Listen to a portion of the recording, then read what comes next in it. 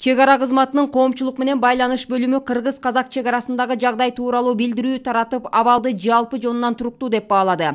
Мекемеден кабарлашкандай, өткөрмө бекеттер штаттык режимде иштеп жатышат. Ак Тилек автожол бекетинде автотранспорттардын анча чоң эмес топтолуусу байкалууда.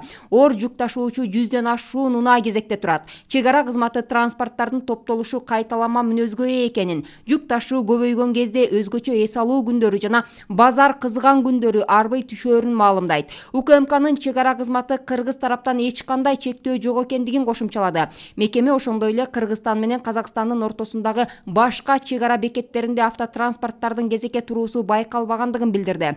Кыргыз-казак чек арасында Чалдыбар, Ак Тилек, Кең Булуң, Чоң Капка, Каркыра бекеттери бар. Анын ичинен 5 унаа жана 1 темир жол өткөрмө жай иштейт.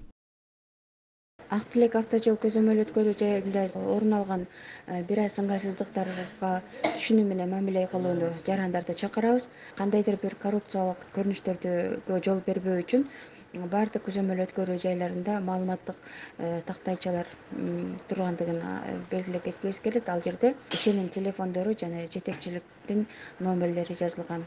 Эгерде кандайдыр бир суроолор болсо, ошол эки телефондорго кайрылышса болот жарандар.